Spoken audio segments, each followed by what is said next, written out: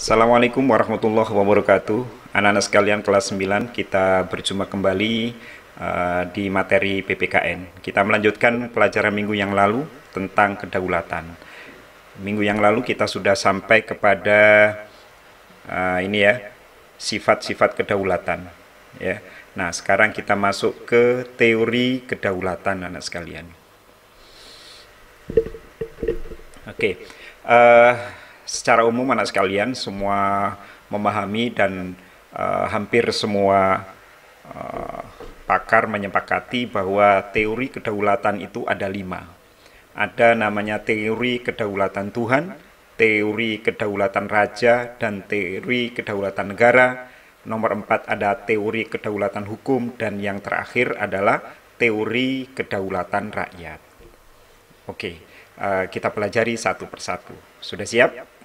Nah, namun sebelumnya kalian bisa berdoa terlebih dahulu agar bisa memahami, menyerap pelajaran ini dengan baik. Oke, anak sekalian, semangat. Yang pertama, kita akan mempelajari teori kedaulatan Tuhan. Oke ya. Dalam teori kedaulatan Tuhan, anak sekalian, beranggapan bahwa raja atau penguasa memperoleh kekuasaan tertinggi dari Tuhan. Jadi anak sekalian, menurut teori ini bukan berarti Tuhan turun ke bumi lalu kemudian Tuhan berkuasa di bumi. Bukan. Jadi maksudnya adalah di bumi ini tetap penguasanya bernama raja atau ratu atau sultan, kaisar, ya, dan lain-lain. Mungkin juga presiden. Tetapi anak sekalian, raja di dalam memerintah ini mendapatkan merupakan wakil dari Tuhan. Dia mendapatkan wahyu dari Tuhan untuk memerintah. Bisa kamu bayangkan anak sekalian, kalau seandainya rajanya ini melaksanakan wahyu Tuhan dengan baik, maka akan terjadi keadilan. Nah, namun kalau seandainya tidak menjalankan wahyu Tuhan dengan baik, maka rajanya ini akan menjadi raja yang zalim, ya, yang kejam terhadap rakyat. Atau mungkin kalau seandainya Tuhannya atau sesuatu yang dituhankan itu tidak jelas, sehingga perintahnya juga tidak jelas. Ya, ini juga akan menjadi masalah bagi rakyatnya, anak sekalian. Oke, yang kedua ada namanya teori kedaulatan raja.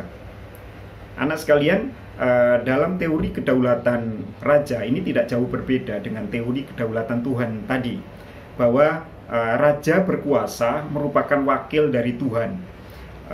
Jadi raja ini mewakili Tuhan ada di muka bumi ini untuk memerintah, untuk berkuasa. Apa kata raja adalah kata Tuhan. Nah, itulah pengakuan dari raja. Tentu saja kalau Tuhannya baik atau rajanya baik, mengamalkan ajaran-ajaran agamanya dengan baik, maka rakyat akan mendapatkan keadilan dengan baik. Tapi bisa kalian bayangkan kalau seandainya rajanya ini adalah raja yang tidak taat beragama, tidak menjalankan ajaran-ajaran agamanya dengan baik, maka tentu rakyat akan dirugikan karena raja akan memerintah dengan bertangan besi. Kalau bahasa Malaysianya perkuku besi, ya, otoriter dan lain sebagainya. Oke, kita lanjutkan nah sekalian. Jadi menurut teori ini, selama abad pertengahan, teori kedaulatan Tuhan itu berkembang menjadi teori kedaulatan raja. Kedaulatan terletak di tangan raja sebagai penjelmaan Tuhan. Nah, itu dia. Kalau Tuhannya baik, ya, maka rajanya akan baik karena dia penjelmaan dari Tuhan. Bisa kalian bayangkan kalau Tuhannya itu nggak jelas, ya, atau dia pura-pura punya Tuhan, atau apalagi dia menuhankan dirinya sendiri, wah, semakin menderita rakyat, ya. Kita lanjutkan, yang ketiga adalah teori kedaulatan negara. Menurut teori ini, anak sekalian, kekuasaan pemerintah bersumber dari kedaulatan negara. Negara dianggap sebagai sumber kedaulatan yang memiliki kekuasaan tidak terbatas. Negaralah yang menciptakan hukum. Anak sekalian, perlu Bapak jelaskan, antara pemerintah dengan negara itu berbeda. Ya, negara itu ada dulu. Jadi Namun negara ini adalah organisasi, sesuatu yang abstrak, yang tidak kelihatan. Maka untuk bisa berfungsi negara ini, ya, karena negara ini organisasi, untuk bisa berfungsi dan kelihatan bahwa negara ini ada, maka harus ada namanya alat-alat kelengkapan negara yang kemudian disebut dengan pemerintah. Contohnya misalnya gini aja, OSIS misalnya ya. OSIS itu organisasi. Kalau kamu ditanya, OSIS ada nggak? Pasti jawab ada. Coba tunjuk di mana OSIS. Kalian nggak bisa menunjukkan. Oh itu Pak di sebelah situ, itu kantornya. Oh dia Pak, itu ketuanya atau pengurusnya. Tapi OSIS-nya sendiri itu adalah sesuatu yang abstrak, tidak bisa dilihat, tidak bisa diraba, tetapi bisa dirasakan keberadaannya. Dari mana? Yaitu dari program-programnya, lalu kemudian dari alat kelengkapannya. Kita mengenal OSIS itu dari ketuanya, wakil ketuanya, bendaharanya, sekretarisnya, lalu ada programnya, ada kegiatan kelas meeting, ada kegiatan lomba-lomba olahraga, ada kegiatan ya macam-macam kegiatan anak sekalian ya. Ada rohis ya, ada yang biasa dilakukan setahun sekali itu pentas seni. Nah, siapa yang menyelenggarakan? OSIS. Nah, OSIS berarti ada. Tapi kalau kalian disuruh nunjuk, nggak tahu. Itulah negara, anak sekalian.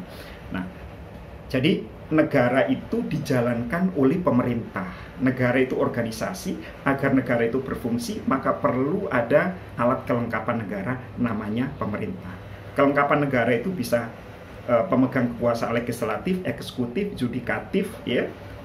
Lalu kemudian kalau nanti di kelas 10 akan ditambah tidak hanya 3 tapi 6 ya.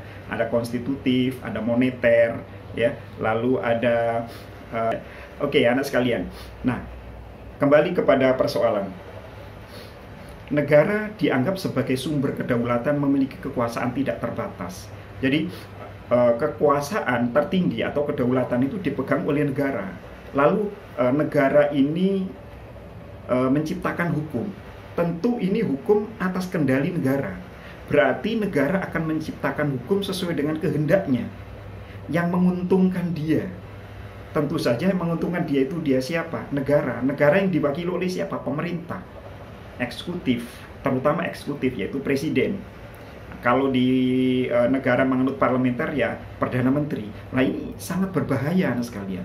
Atas nama negara mereka menindas. Atas nama negara mereka tidak memperlakukan rakyatnya dengan baik. Ini bahaya. Ya. Maka kita lanjutkan yang keempat, ada teori kedaulatan hukum, anak sekalian. Nah ini adalah lambang keadilan. Dasar teori kedaulatan hukum adalah kekuasaan hukum merupakan kekuasaan tertinggi di dalam negara. Kekuasaan pemerintah berasal dari hukum yang berlaku.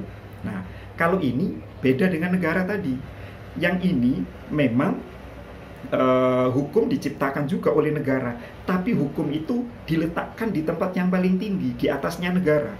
Sehingga negara, dalam hal ini adalah pemerintah, harus tunduk kepada hukum yang berlaku. Hukum yang diciptakan oleh negara adalah mengatur dirinya, bukan negara mengatur hukum, tapi hukum mengatur negara, atau negara diatur oleh hukum. Nah, seperti itu anak sekalian. Sehingga ini akan terasa lebih baik ya daripada yang nomor 1, 2, dan nomor 3. Lalu kemudian yang terakhir ada namanya teori kedaulatan rakyat. Artinya kekuasaan tertinggi ada di tangan rakyat. Rakyatlah yang berkuasa, rakyatlah yang memerintah, rakyatlah yang memiliki negara. Sementara pemerintah itu adalah kepanjangan tangan dari rakyat, karena mereka dipilih oleh rakyat dan mereka sendiri memang berasal dari rakyat. Sebelum menjadi presiden itu adalah rakyat dulu, lalu kemudian dia dipilih oleh rakyatnya untuk mewakili rakyat mengatur negara. Dengan demikian secara ekstrim bisa dikatakan negara itu punyanya rakyat, dan pemerintah itu adalah pelayan rakyat untuk mengatur negara. Jadi singkatnya begini ya sekalian, aku punya negara, kita punya negara, tapi nggak bisa memerintah. Akhirnya kita memilih salah seorang di antara rakyat itu untuk memerintah, dan saya bayar. Kan negara itu punyanya rakyat, punya duit, berarti duitnya negara itu duitnya rakyat, lalu digunakan untuk membayar pemerintah. Begitu anak sekalian ya. Nah, ini perlu difahami, yang kemudian melahirkan namanya sistem pemerintahan demokrasi, yang oleh Abraham Lincoln dikatakan pemerintahan dari rakyat, oleh rakyat, dan untuk rakyat. Oke, sampai di sini paham anak sekalian ya. Jadi pengertiannya begini, kedaulatan rakyat. Berdasarkan teori kedaulatan rakyat, rakyat sebagai pemegang kekuasaan tertinggi memberikan sebagian haknya kepada penguasa untuk kepentingan bersama. Ada kata-kata sebagian haknya. Hak apa itu? Terutama adalah hak-hak secara umum. Sementara hak asasi harus menjadi milik rakyat sendiri. Hak asasi itu adalah secara umumnya ada 3. Hak hidup, hak merdeka atau bebas, hak memiliki sesuatu. Lalu kemudian dijabarkan. Nah, penjabarannya kalian bisa lihat di pasal 28A sampai pasal 28C tentang hak asasi manusia. Itu tidak bisa diserahkan kepada negara atau penguasa yang mengatur negara. Itu harus menjadi milik pribadi setiap manusia, tidak bisa diganggu-gugat. Oke anak sekalian ya. Demikian kita bicara soal teori kedaulatan. Teori kedaulatan ada 5. Tadi kedaulatan raja, kedaulatan Tuhan, kedaulatan raja, kedaulatan negara, kedaulatan hukum, dan kedaulatan rakyat. Mudah-mudahan kalian bisa memahaminya dengan baik. Terima kasih atas perhatiannya. Assalamualaikum warahmatullahi wabarakatuh.